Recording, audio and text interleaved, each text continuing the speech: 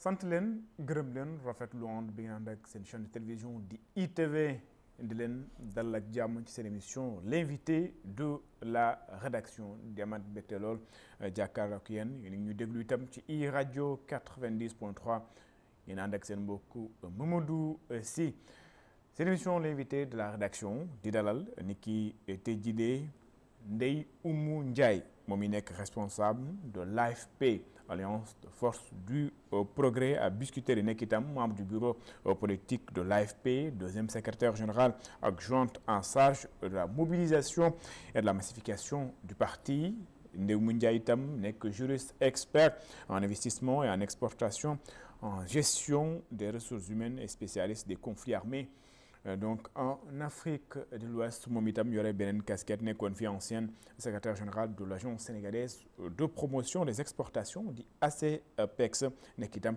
cadre du ministère du commerce Ndeye Oumou Ndiaye maa ngi lay nuyu. maa ngi lay fay Mamadou Sy di la remercier bu baax ci invitation bi mais avant ñuy démarrer nga may ma rek ma nuyu aussi les militantes et militants de l'AFP de la commune de Biscuiterie ñi nga xam ne biñ jàppee ba léegi bàyyiwuñu. di nuyu aussi sama papa sama xarit l'ancien secrétaire général de l'AFP le président Moustapha Niasse di beral nuyoo également l'actuel secrétaire général de l'AFP Mbaye Dione par ailleurs maire de Ngoundiane et député à l'Assemblée nationale. moom mi kon Ndeye Oumou Ndiaye nekk suñu gan ñu nan ak sax ak moom waxtaan ci ponk yu bëri soxal yi nga xam ni moom mooy lu tukkee ci dialogue ñu naan dialogue sur le système politique ndax noonu lañ ko woowee ñu nar itam wax ak moom ci mbiri AFP tolluwaay bi xam ngeen ni AFP changé na secrétariat général ñu am nag njiit bu bees di Mbaye Dione tudd na ko sànq ñu nar itam wax ak moom ci tolluwaay réew bi maanaam mbirum actualité ak yeneen ponk yoo xam ni nar nañ sax ak moom waxtaan ci jotaay bi de alors Ndeye Oumou ku jëgi am na ci ñeneen ñoo xam ni wuyu nañ dialogue bi mu bokk ci seen parti di AFP demoon ngeen wuyu ji li nga xam nag moom moo di woteeg njiitu réew mi gannaaw waxtaan wi nga xam ne nag jóge na foofee ñu am tënk yoo xam ne def nañ ko waaye gis nañu ku jegi itam ni ki démb def nañu lu ñu naan conférence de presse jàkkaarloo taskatu xibaar yi ñu ne am na ponk yu bëri yoo xam ni amuñu lu ñu naan consensus waaye am na yoo xam ni nag am nañ ci consensus d'abord ci waxtaan yoo xam ni gannaaw bu mu génnee coow yu commencé jib ndax surprise la ci ñi nga xam ne ñoom ñoo bokkoon ci dialogue boobee. bon loolu lu ma ciy wax ñun bi ñu nekkee ànd ak Benno Bokk Yaakaar avec son excellence le président Macky Sall. suñu président le président Moustapha Niasse à l'époque moo doon secrétaire général AFP. président Moustapha Niasse doon jouer un rôle déterminant dans le cadre de Benno Bokk Yaakaar. donc période boobu ci la ñu institutionnaliser woon dialogue bi parce que comme niñ ko xamee Sénégal bien avant les indépendances avant même ñu nekk un état indépendant ñun suñu tradition dañuy dialoguer l'arbre à palabre kenn duñ ko nettali bu dara musaana am mag ñi dañ daan retrouver wu fenn waxtaan ci donc waxtaan dafa am solo loolu moo taxoon ñu institutionnaliser dialogue bi bokk na ci li tax aussi ñi nga xam ne ñoo fi toog tey démb ñoom dañ ne woon du ñu dialoguer donc tey bu ñu demee ba accepter ne dañuy dem dialogue donc yaakaar naa ne opposition bi liggéeyoon ci dialogue bi à l'époque tey moo am ndam looloo waral tey ñun ñu constant dans notre démarche parce que on a toujours été pour le dialogue malgré les difficultés parce que tey le premier ministre fii la taxaw à l'Assemblée nationale il a traité l'opposition de résidu ñëpp dégg nañ ko mais aussi am na ñu nekk seen biir ñu xam ne tey heure bu ñu waxee rek du ñu may opposition bi dara mais malgré tout ça l'opposition dafa ne nous on reste républicain nous on reste démocrate te en démocratie il faut que les libertés de la minorité soient respectées loolu moo waral tey opposition bi ñenn comme suñu parti bi nga xam ne bokk nañ ci muy AFP ñu waxtaanee ko en bureau politique biñ ko waxtaanee la grande majorité dégagé wu d'accord ne nañ dem dialoguer am na nag àndul woon ci loolu mais puisque la majorité dégagé wu na rek ñu ne ok donc on ira au dialogue noonu lañ demee dialogue donc bi ñu demee aussi on a discuté de plusieurs points. camarades yi nga xamante ne ñooñu fa teewaloon ci dialogue boobu. mais comme ni nga ko waxee sànq démb opposition bi def na un point de presse. parce que dafa am point yu bëri yu xam ne d'accorduñ ci. point yooyu bokk na ci l'article 80 et suivant de la Constitution. de même que l'article 253 et 254 de la Constitution. Parce que dañuy faral di wax article 80 mais en réalité problème bi c'est plus les articles 253 et 200. Parce que merci chef de l'État 254. merci de la Constitution sénégalaise. donc tey ñoom ñi nga xamante ne ñoo fi toog. démb ñu bëri ci ñoom boo leen mësaan a déggu à travers la presse lan lañ doon wax ànduñu ci article 80 dañ ko war a supprimer ñoom il parlait même de suppression. mais opposition bi tey bi mu demee ci débat lan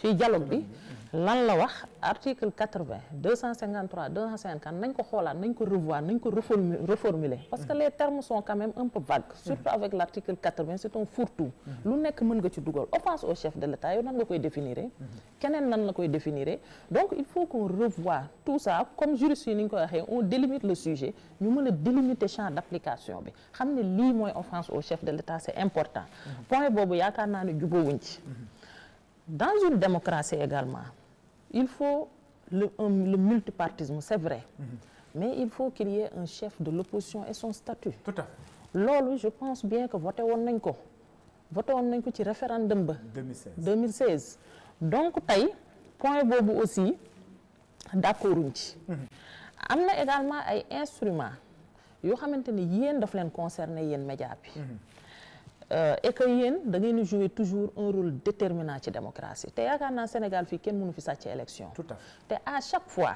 avant même que le juge constitutionnel donne les résultats de telle ou telle élection presse bi ñooy joxe d'abord les résultats à 19h pile il donne les résultats te musuñu juyeloo avec résultats yi nga xamante ne tey le juge constitutionnel joxe na ko voilà donc instruments yi nga xamante ne tey day encadrer les médias et la société civile sur l'exercice surtout des libertés loolu aussi waroon nañ ko revoir c'est important bu ñu jógee ci loolu également il y a l'immixtion de l'exécutif dans le processus électoral point boobu aussi ànduñu ci donc point boobu aussi war nañ ko revoir xool ko bu baax parce que on ne peut pas être jugé parti le président Diomaye son excellence le président Diomaye quand il a été élu président de la République il a démissionné de son parti de son poste voilà de secrétaire général du parti même si c'est dans la théorie même si dans la pratique il y en a autre même si c'est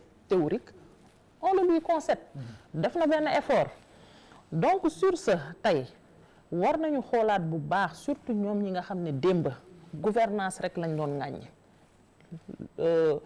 di ci revenir à chaque fois donc tey war nañu au moins xool ci processus électoral bi une personne neutre ñu teg ko fa koo xam ne du far fii du far faa te je pense que Sénégal nit ñooñu du fi jeex parce que le pays regorge de cadres maintenant fi may terminer rek ci point yi nga xam ne d'accorduñ fa c'est le mode de scrutin pour la désignation des députés parce que mënuñu concevoir ñu continuer également à ce rythme yow voilà da ngay am 55% tu prends 80% des députés l'opposition n'a rien il est minoritaire à l'Assemblée nationale tey dara mënoo ko fa jàllale même si yow des fois l'opposition li muy wax peuple bi da ciy ànd mais du ci ëpp du jàll parce que on est minorisé là-bas da ngay jël aussi les collectivités territoriales da ngay gis ku la rawee une seule voix jiite mairie ba jël commission yëpp jox ko ay nitam yow mi nekk opposition benn commission doo ko fa am donc loolu tamit dañ ko war a revoir parce que il y va même de la consolidation des acquis démocratiques parce que Sénégal judduwul bërki démb dafa am ñoo xam ne dañoo xeex ba démocratie bi egsi fii donc war nañ ko gën a consolider c'est important te Afrique loolu la ñu ñeewee aussi président de la République moom la ñuy war a jébbal conclusion li nga xam ni moom moo di du tukkee ci dialogue national sur le système politique mu war a arbitrer opposition bi tey lan la ñuy xaar ci arbitrage chef de l'État voilà moi je pense bien que boo dégloo opposition bi bu baax am na leneen lu ñu proposer ils veulent qu'on mette en place également un cadre parce que boo liggéey ba pare il faut qu'on aille vers un suivi évaluation. Un cadre boo xam ne au moins dina suivre les travaux. Bon son excellence li mu waxoon aussi ne woon na moom lu ñu décider il va l'appliquer. Mais peut-être l'opposition se sent menacée d'un côté que voilà donc je pense bien que seen proposition boobu war nañ ko tenir en compte le camp du pouvoir. ñu xool un cadre bu ñu mën a teg pour que ñu mën a suivre les conclusions du dialogue national c'est important parce que cela engage toute une république, toute une nation. Tout à fait. Alors ci li nga xam ne moom mooy wàllum actualité d'abord naka yéen ñi nga xam ni yéen a faree ci parti bi di AFP naka ngeen gisee yore li nga xam ni moom mooy réew mi bientôt 1 an 6 mois su ma ko mënee wax loolu. du nouveau régime en place naka ngeen gisee li nga xam nag ni ñu yoree réew mi. En tout cas le constat est général. Là après 12 mois d'exercice, bon 12 mois quelques mois d'exercice, presque 2 ans d'exercice du pouvoir. Là on ne peut même pas parler de bilan mitigé parce que tous les secteurs d'activité aujourd'hui sont au rouge. Vous savez le président Senghor de son vivant il avait l'habitude d'insister sur le fait que ñun dañu war a def enracinement d'abord ak ouverture wax jooju boo ko transposer dans le cadre du droit international économique ou du commerce international tous les États sont interdépendants. Sénégal mënul vivre en autarcie. Il faut que ñu dugalante ak yeneen dëkk yi. Tey am nañu pétrole am nañu gaz c'est vrai mais xëy na amuñu ceeb bu doy. ceeb boobu foog ñu uti ko Pakistan. foog ñu uti ko Inde. Donc les États sont interdépendants loolu kenn mënu ci wax dellu si. Donc ñun li ñu war a revoir le premier point c'est la diplomatie. Suñu diplomatie taxoon na dëkk yu bari naw ñu que ce soit en Afrique ou à travers le monde. Naam dëkk bu ndaw lañ avec une population on ne peut plus considérable avant sans ressources naturelles importantes bien évidemment mais malgré tout ça dañu nawoon à l'échelle internationale parce que des hommes et des femmes forts ñi nga xamante ne dañu xam diplomatie xam négociation sur tous les plans ñoo porté woon la diplomatie de ce pays te ñooñu ba léegi ñu ngi fi donc état boo ko yoree il faut ngay concerté wu aussi ak ñi nga xamante ne ñoo la jiitu ci yëf yi ndax olof yi dañ naan ku la jiitu ci néeg bu lëndëm moo lay wax fi ngay toog. Tout à fait. bu ñu jógee ci loolu jëlal le multilatéralisme le président Niass waxoon na ko ci déclaration du 16 juin. fi mu nekk nii avec le FMI ñëpp gis nañ problème yi. Sénégal tey problème bi ñu gën a am mooy problème ressource mobilisation ressources financières. Voilà moo tax tey tous les secteurs sont au rouge si ajoute nga jël tey redressement fiscal bi ñu imposer le secteur privé tey presque le secteur privé en terre entreprise yu bari tëj nañ man j'ai des amis yoo xam ne dañ nekkoon ci entreprise privée di fa liggéey yor seen ay njaboot à cause des redressements fiscaux tey entreprise yooyu yëpp tëj nañ te loolu dafa am un lourd impact social. Tout à fait. C'est très dur pour certains en tout cas. Alors wax nga ko Sénégal dafa am problème mobilisation de ressources waaye gis nañu temps yi bëri na Sénégal lu muy def ce qu'on appelle les emprunts obligataires. dem ci marché sous-régional yi. ci mel ni UEMOA daanaka am na sax benn procédure bu ñu enclenché. Sénégal di war a wut 300 milliards gannaaw 450 milliards yi nga xam ni su ma juumul yooyu la ñu wutoon itam ci boobu lépp marché muy emprunt obligataire. Alors ñu bëri am nay waxtaan yoo xam ne yu jub yi wax ni que Sénégal amaana dette bi bu ngi xaw a yokku. wala système bi nga xam ne moom la ñuy endetté wu dafa jegante ndax bokk nga ci ñi xalaatee noonu. Effectivement parce que pas plus tard que ce matin. maa ngi suivre ay analystes financiers. dont le directeur des investissements chez Arbin Investment. moom nee na il est très inquiet de la situation économique du Sénégal. Surtout à cause de la performance des eurobonds. Maintenant on parle même de performance des eurobonds. Sur le marché régional et sous-régional. Parce que comme ni ma ko waxee woon sànq rek damay revenir encore ci secteur privé. et les FDI, Foreign Direct Investment, les investissements directs étrangers. Tey Côte d'Ivoire levée de fonds bi ñu fa def kan moo ko financé. C'est le secteur privé. Tout à fait. Bon, il y a eu cette démenti du ministère des Finances bi wax ni c'est pas la Côte d'Ivoire en tant que tel. Mais c'est le secteur privé. moom moo lebal Sénégal. Ah d'accord. Donc tey bu ñu demee ba beneen secteur privé du ñu lebal. y a un problème. Donc ça veut dire que suñu secteur privé. gis nga secteur privé. lu muy gën a jariñ ci dëkk. man ce que lu ma leen doon conseillé. mooy ñu wàññi la fiscalité pour que le secteur privé puisse s'essouffler. asphyxie fiscale. Voilà parce que si ñëpp la metti bu ñu wàññi woon fiscalité bi gën a dooleel le secteur privé. parce que da ngay gis des présidents quand ils se déplacent dans le cadre de la diplomatie économique mais ils se déplacent avec le secteur privé. Tout à fait. donc tey bu ñu jàppale woon secteur privé bi am na benn rôle déterminant bu mu doon jouer dans ces situations là. parce que état en faillite même en droit public dañ naan état du faillite. mais am na fu ñuy toll boo moytul ñu jëm fa. donc rôle du secteur privé aujourd'hui moo doon li état soxla ci xaalis mu jox ko ko. 1000 et quelques milliards mais c'est rien pour un secteur privé bu taxaw bu performant bu liggéey. Tout à fait. donc encore une fois nañ ko gën a dooleel te ubbi dëkk bi pour que investisseurs directs étrangers yi mën a dugg. te ñoom pour ñu dugg il faut des conditions. et je pense que la première condition ñun remplir nañ ko c'est la stabilité. Le Sénégal est un pays stable machallah. On a l'eau. Machallah, président Macky Sall a réglé et le problème de l'eau et le problème de l'électricité. Donc 3 éléments yooyu surtout la investisseurs yu soxla. Maintenant beneen problème bi ci tegu encore une fois c'est le redressement fiscal. ñu xool nan la ñuy diminuer. ou bien nan la ñuy génnee ci problème redressement fiscal parce que lan lay jox mënut a doxal état. Nous on a besoin de plusieurs milliers de milliards waxuma centaine sax. maanaam le fisc. vous voyez un peu. le fisc rek doyul. fisc dafa doyul pour dundal dëkk.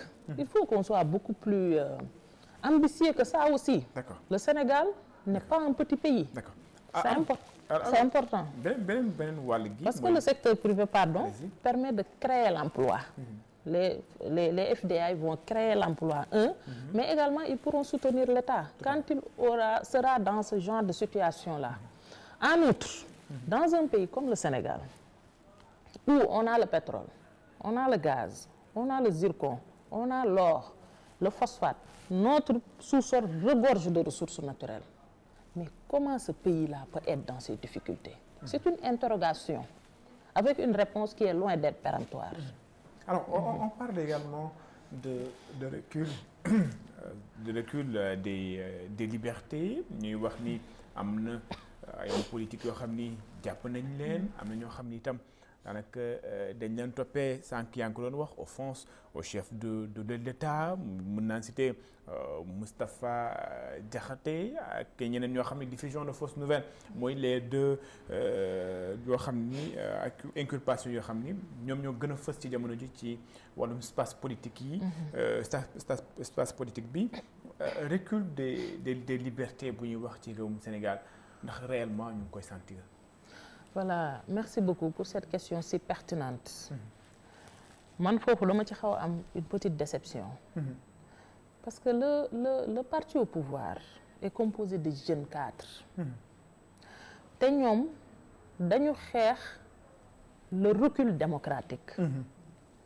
dañu xeex ci ni ñu doon bafouer les libertés. parce que ñenn ci ñoom nañu reconnaître ne dund nañ ko. dañ ko xeex tey ba accéder au pouvoir l'actuel président de la République prison la génn dem palais. donc man dama yaakaaroon ne suñu accéder au pouvoir tey am na yu bëri yu xamante ni nii dana fi jóge. offense au chef de l'État oui le président de la République est une institution. on lui doit respect on lui doit considération tey bu ñu génnee en dehors du Sénégal même si on est de l'opposition on doit le défendre pour l'intérêt du pays. Absolument. ñun noonu la ñu suñu papa président Moustapha Niasse yaree ci politique.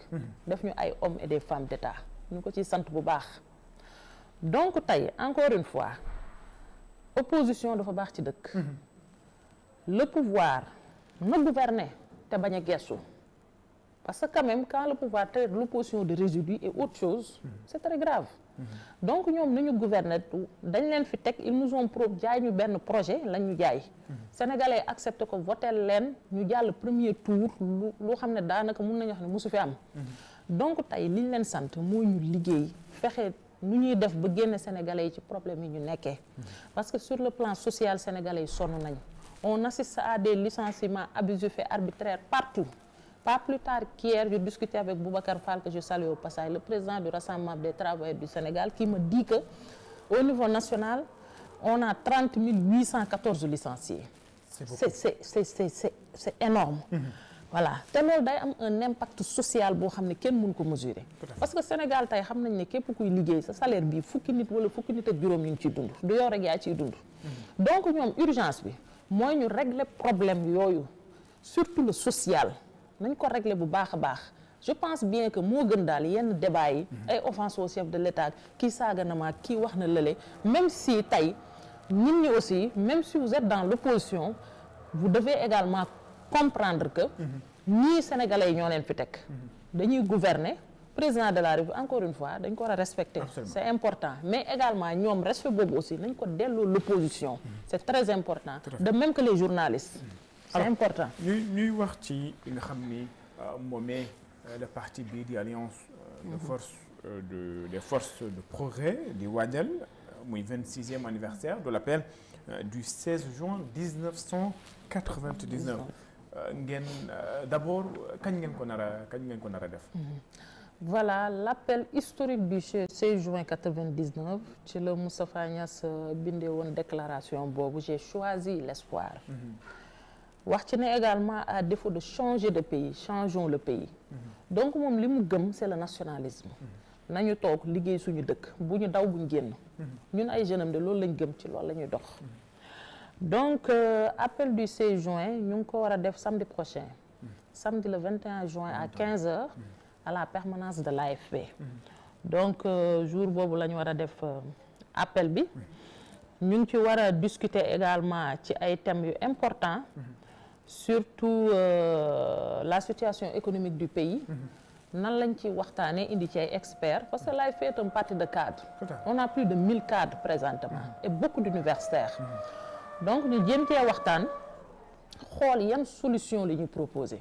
parce que nous on veut être une opposition de proposition voilà parce que nous sommes un parti de cadres kenn mësuñu xamee ci yenn yi voilà. L'appel du 16 juin 99 d'abord lan lay symboliser au sein de la formation politique bii di AFP lan lay symboliser donc l'appel du 16 juin 99 est très historique et comme vous l'avez dit est très symbolique parce que date boobu day marquer presque la date de création du parti parce que président Moustapha Niasse période boobu la génn décliner ay points tey points yu mu décliner woon comme le multilatéralisme état yi c'est vrai dañu war a Sénégal war na ubbeeku ci yeneen état yi mais aussi war nañu compter sur nous-mêmes surtout sur nos ressources humaines c'est important parce que la jeunesse est majoritaire dans ce pays donc tey il est également revenu sur l'état de droit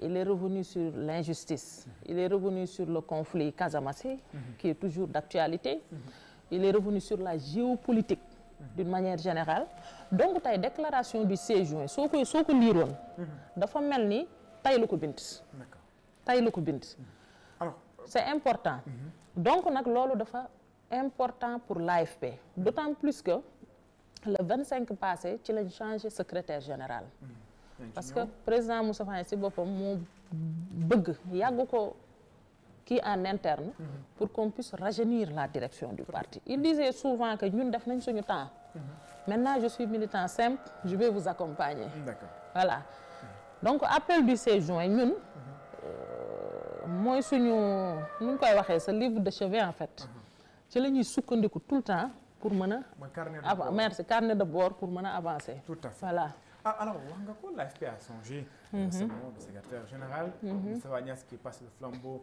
ki nga xam ni moom mooy Mbaye Dione il faut le rappeler c'est le maire de Ngoundiane le choix de Mbaye Dione du ma naan ndax c'était le meilleur profil pour diriger l'AFP. Bon, comme je vous l'ai dit, hein, l'AFP c'est un parti qui regorge de cadres. Mbaye Dione boo gisee ñu choisir ko comme secrétaire général. dafa am ñetti mbir. et je le dis très souvent bu njëkk bi mooy il a une base solide. il est maire depuis des années maintenant c'est le maire de Ngoundiane. Tout à fait. Deuxième chose loxoom set na. macha allah il est jeune également. Troisième chose c'est un bon cadre. fu mu jaar wane na fa xarañteefam. beneen mbir bi mooy c'est un rassembleur. parce que wax nga ko ne nga nekk secrétaire général voilà.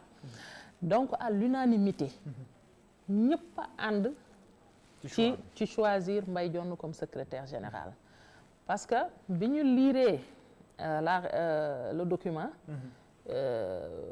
avec la nomenclature secrétaire général et cetera mënoon na am ay contestation mais les jeunes les femmes les cadres tout le monde s'est mobilisé autour de sa personne te loolu lu jafe la en politique. Tout à fait. parce que aussi day déglu il écoute tout le monde. Mbaye il peut se déplacer léegi dem kër benn militant waxtaan ak moom sans problème. voilà oyof na et il écoute tout le monde aussi. te xeebul xalaatu kenn nag. am nañ ci moom yaakaar bu baax a baax. tout à fait alors AFP. nga xam ni ci jamono ji Moustapha Niasse joxe na léegi yi jox ko ki nga xam ne moom mooy Mbaye Dione ñuy dem wala bokk ñuy waajal échéance yoo xam ni d'abord 2027 il y a les locales.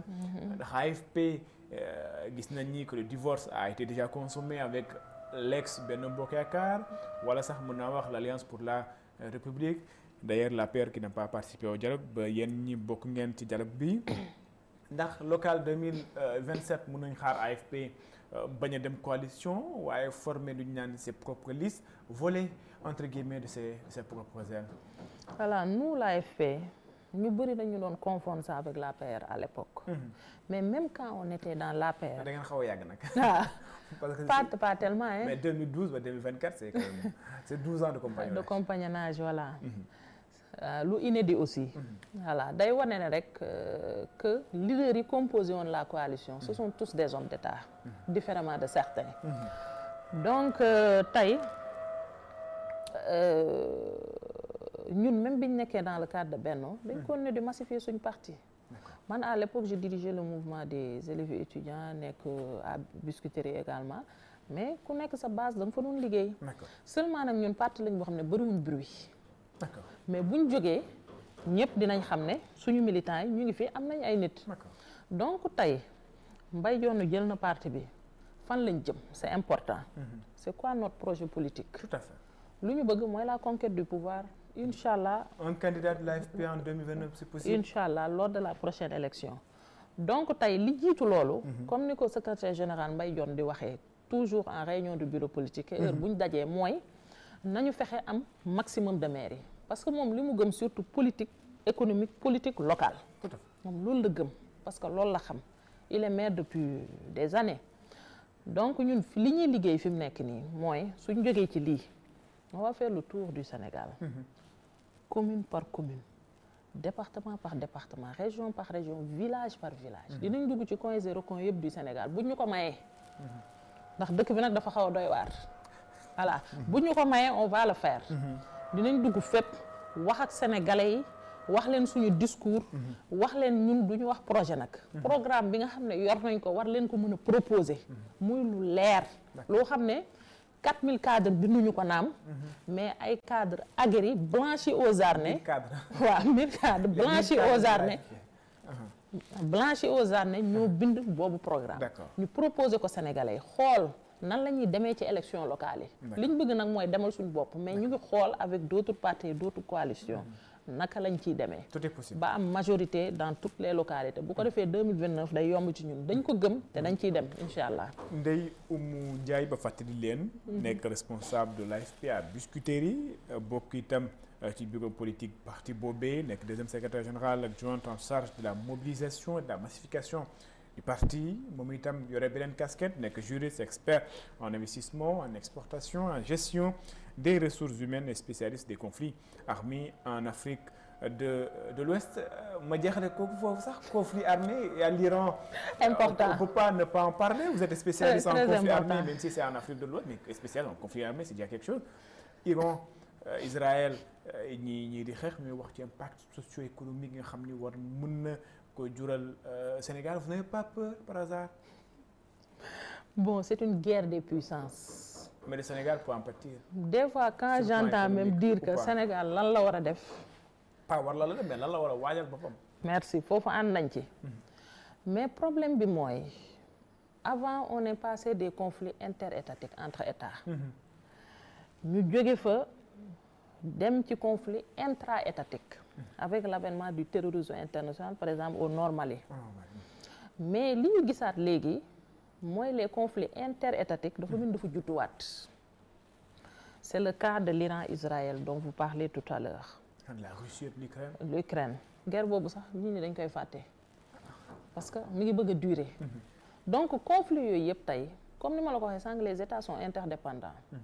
donc conflit yooyu day am impact surtout ci pays yi nga xam ne ñoo gën a néew doole comme le Sénégal et d'autres pays. mais néanmoins li ci gën a dangereux suñu époque bi ñu nekk. c'est l'arme nucléaire.